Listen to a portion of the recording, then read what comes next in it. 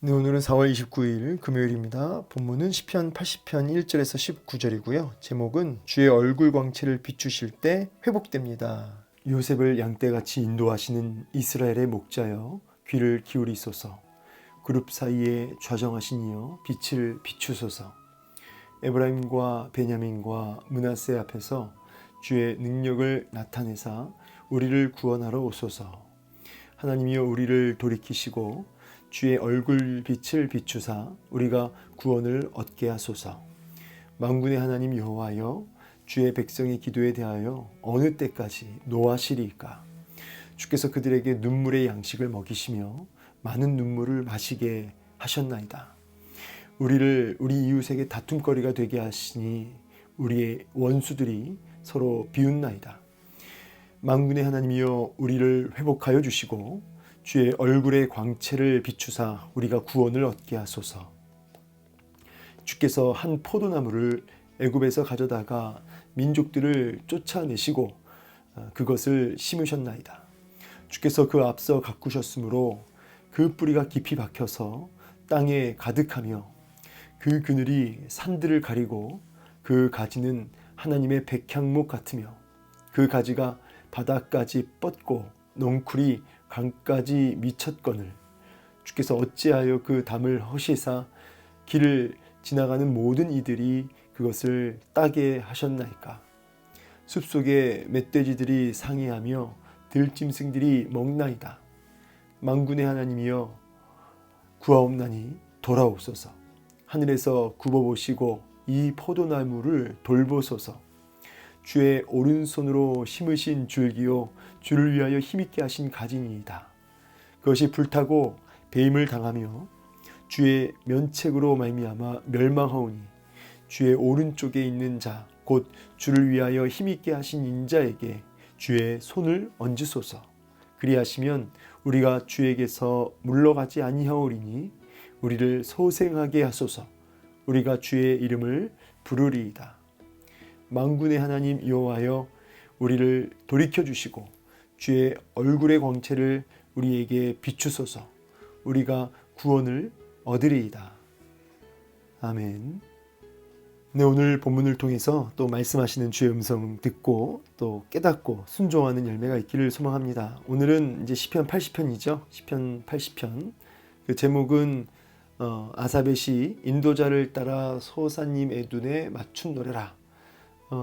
이제 이 소사님 애둣 이런 말의 뜻은 정확하게 그 의미를 이제 알 수는 없지만 이제 어떤 음악 전문 용어라고 보시면 되겠습니다. 음악 용어. 그래서 어떤 곡조에 맞춘 노래다 이렇게 이해하시면 좋을 것 같고요. 그 내용 자체는 지금 회복을 간구하는 이제 시라고 할 수 있겠습니다. 탄식을 하고 있는데 그 탄식의 내용이 회복시켜 주시옵소서. 그래서 오늘 이 시편 80편은 키워드가 회복이다. 어떻게 해야 회복되는가? 내 인생이, 이 민족이, 우리 가정이 어떻게 회복되는지에 대한 그 부분에 대해서 오늘 우리가 메시지를 받을 수 있는 것이죠. 오늘 본문은 이제 크게 이제 단락을 구분하자면 이제 1절에서 4절까지. 그래서 이스라엘의 목자라고 하면서 하나님을 목자로 고백하고 있는 거죠. 그래서 목자여 우리를 돌아보아 달라는 그 구원의 얼굴빛을 비추셔서 우리를 구원해 달라고 하는 그런 탄식, 그런 간구가 나와 있고요. 그리고 이제 4절부터 이제 7절도 그 얼굴의 광채를 비추셔서 구원을 얻게 하소서. 근데 사실은 단락을 나눴지만 그 의미가 크게 다르지 않습니다. 얼굴을 비추사 구원을 얻게 하소서, 얼굴의 광채를 비추사 우리가 구원을 얻게 하소서 하면서 지금 3절하고 7절이 지금 그 똑같은 메시지죠. 얼굴을 빛을 비추사 구원을 얻게 하소서, 얼굴의 광채를 비추사 우리가 구원을 얻게 하소서. 같은 내용입니다.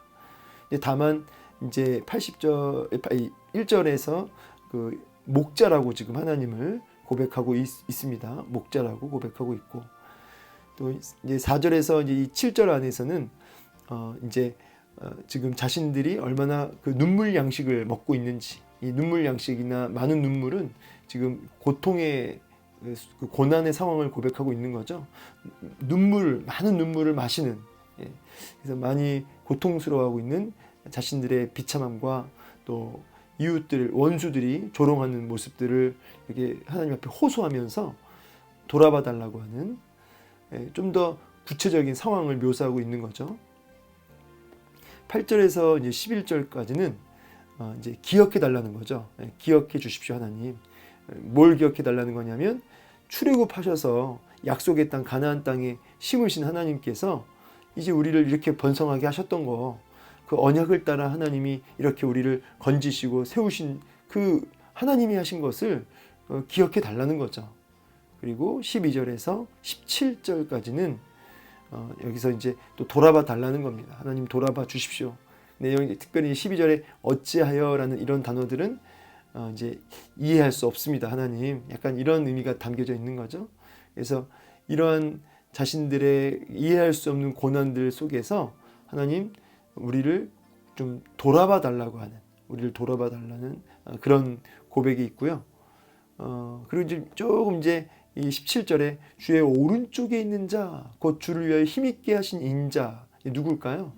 이제 이스라엘의 왕을 가리키겠죠. 이스라엘의 왕. 뭐 어떤 이들은 이제 메시아, 그리스도를 얘기하는 게 아니냐. 뭐 넓게 보면 이제 그런 의미까지도 우리가 충분히 이렇게 연결시킬 수는 있는데, 이제 중요한 건 뭐냐면 똑같은 문맥적으로 봤을 때 이스라엘을 구원해 달라고 하는 그 내용 안에 지금 다 돌아와 있습니다.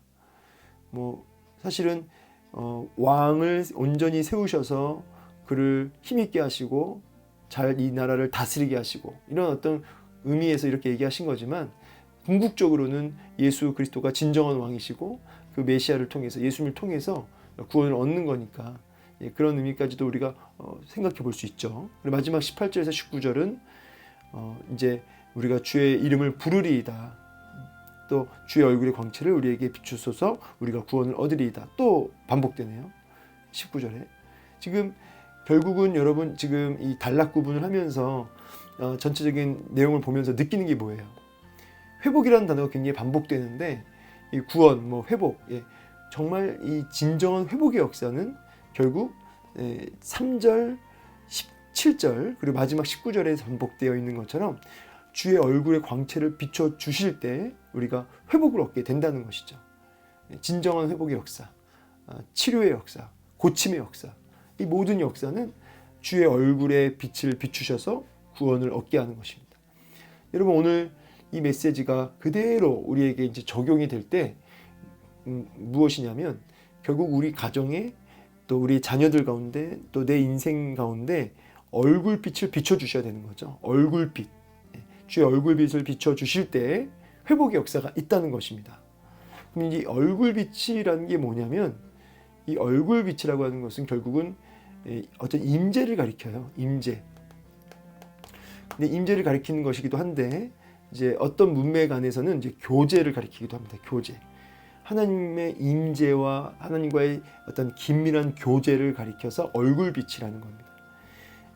그래서 여러분, 정말 회복을 원하신다면, 우리가 정말 치유와 회복의 역사가 여러분의 가정과 삶 속에 일어나기를 원한다면 하나님의 임재 역사가 먼저 임해야죠. 여러분의 마음 속에, 여러분의 심령 속에 하나님의 임재, 하나님의 통치, 하나님의 다스림이 있어야 되는데, 이거를 조금 더 구체화시켜서 긴밀한 교제 역사, 하나님을 더 알고 싶고 하나님을 더 알려고 하고 하나님을 더 연구하고 공부하고 묵상하고, 제가 그 하나님에 대한 묵상 이야기할 때 하나님에 대한 그 성품과, 그렇죠? 제가 얘기를 이제 드린 적이 있는데, 하나님에 대한 성품과 그리고 그분의 베푸신 사역들, 하나님이 어떤 일을 우리에게 베푸셨는지, 그리고 하나님이 어떤 분이신지, 이런 것에 대해서 끊임없이 묵상하는 거죠. 공부하고 연구하고, 그렇게 하나님을 묵상하면서 하나님과 수시로 대화를 하는 거죠. 교제를 하는 거죠. 하나님의 임재, 그 현존 의식을 하면서 지금 이 순간에도 내 옆에 계심을, 나와 함께하고 계심을 의식하면서 그분과 소통하는 이런 교제의 순간순간들이 결국 우리를 어떻게 하죠? 회복시키신다. 우리를 구원케 하신다. 그리고 이런 그 얼굴빛을 비추사 우리가 구원을 얻게 되는 주님의 임재와 교제의 자리로 나아갈 때 회복되는 역사는 특별히 여기 18절에 우리가 주의 이름을 부르리이다. 예, 그러니까 결국은 이 부르리이다 이 말은 경배하겠다는 뜻이거든요. 예, 그래서 주의 임재와 교제가 결국 이 예배로 연결되어지는 것으로 보여지죠. 예배. 그래서 매 순간 우리가 예배하는 것입니다. 예. 여러분 이 예배라고 했을 때는 이제 공예배가 있고 삶의 예배가 있잖아요.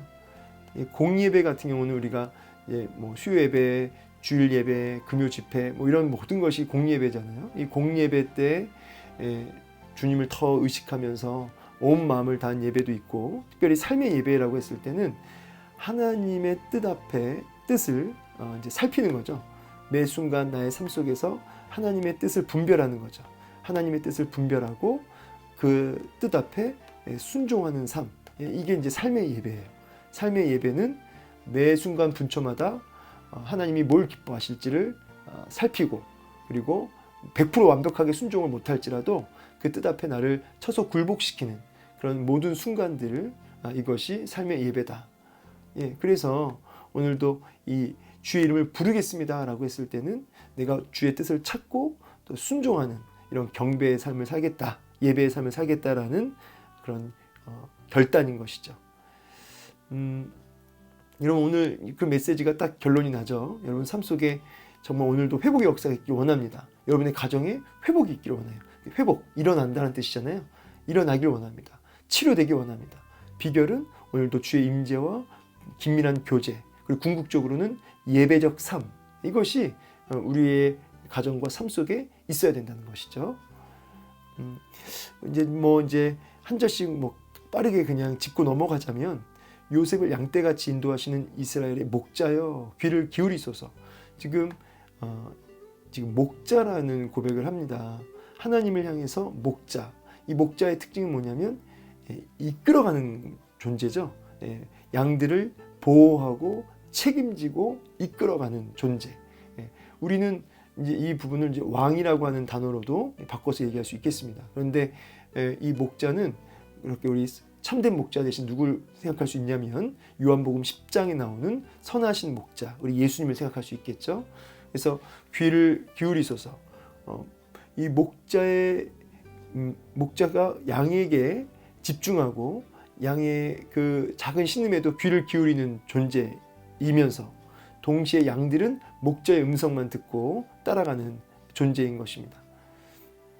그래서 지금 이스라엘을 양, 그리고 하나님을 목자로 지금 표현하면서 하나님과 우리의 관계를 지금 기억해 달라고 하는 의미도 들어가 있는 거죠. 여러분의 인생의 목자가 주님 맞습니까? 그 하나님을 향해서 지금 우리가 집중하고 그분의 음성에 귀를 기울여야 할 줄로 압니다. 지금 목자여 귀를 기울이소서. 좀 돌아봐 달라는 얘기죠. 구원의 빛을 비추소서. 이 빛이라고 하는 것은 이제 구원이죠. 에브라임, 베냐민, 므낫세. 왜 에브라임, 베냐민, 므낫세만 이렇게 얘기했을까요? 이스라엘 하면은 요셉 지파 하면은 더 에브라임은 이해가 되지만, 이 에브라임, 베냐민, 므낫세는 일단 여러분 이스라엘을 대표하는 세 지파로 이해하시면 좋을 것 같습니다. 여기에는 라헬의 세 자녀로서 이렇게 얘기하기도 하는데 얼마든지 그렇게 볼 수 있고요. 에브라임, 베냐민, 므낫세를 이제 북이스라엘의 대표된 지파로 이해하시면서 결국 이스라엘을 이제 구원해 달라고 하는 그 이야기죠. 근데 여기 주의 능력을 나타내사라는 이 표현이 있죠. 주의 능력을 나타내사. 이 능력이라고 하는 건 이 힘을 가리키고, 나타낸다라는 것은 이제 우리 가운데 그런 하나님의 힘을 보여달라는 거죠. 하나님의 능력을, 하나님의 힘을 우리 가운데 좀 보여주십시오. 자, 그리고 재미있는 표현인데 우리를 돌이키시고 그래요. 돌이키시고 하나님께로 향하는 거죠. 여러분 우리를 돌이켜달라고 하는 고백. 사실 이 돌이키다라는 단어만 보면은 이 회개라는 단어가 이렇게 연결되잖아요. 회개, 돌이키다, 회개다. 여러분 우리가 이제 여러 가지 죄를 자복하고 하는 회개도 있지만, 궁극적인 이 참된 회개 역사는 하나님께서 우리를 그렇게 회개케 하시는 영을 보내주셔야 되는 거죠. 그래서 우리 안에 정말 회개를 일으키시고 다시금 하나님께로 돌아가게 하시는 이런 회개 역사, 참된 회개 역사, 이 모든 것은 하나님이여부터, 하나님으로부터 시작되는 거죠. 하나님으로부터. 그래서 하나님이 우리 마음속에 회개를 일으키시고, 그렇죠? 이런 고백을 하고 있는 겁니다. 그러면서 이제 어느 때까지 우리들의 그런 죄악들을 이렇게 보시겠냐고, 좀 돌아봐 달라고, 우리의 고난의 세월들을 좀 돌아봐 달라고 하는. 그래서 지금 정치적인 상황이 뭐냐면 아수르에 의해서 지금 이제 멸망을 당하고 지금 고통받고 있는 이제 그런 상황 속에서 지금 이런 고백을 하고 있다라고 추측해 볼 수 있죠. 그래서 이웃 열방들에게 참 이 조롱거리가 되고 비웃음 당하는 자신들의 모습들을 좀 돌아봐 달라는 이야기입니다. 지금 이제 제가 이 하나님의 임재를 강구하면서 이제 전체적인 느낌은 뭐냐면 계속 자신의 어떤 그 비참한 모습, 그 고통스러운 현 상황에 대해서 하나님 앞에 막 이렇게 막 아뢰는 모습이죠. 그래서 여러분 회복의 역사, 그래서 하나님의 임재를 경험하고 하나님 앞에 좀 하나님의 이렇게 돌이키게 하신 역사를 경험하기를 원하신다면 이렇게 하나님 앞에 우리의 현 상황을 아주 이렇게 낱낱이 아뢰 필요가 있어요. 낱낱이. 여기 한 포도나무는 역시 이스라엘을 가리키고 출애굽시키셔서 민족들을 쫓아내셨다. 이거는 이제 가나안 족속들이죠.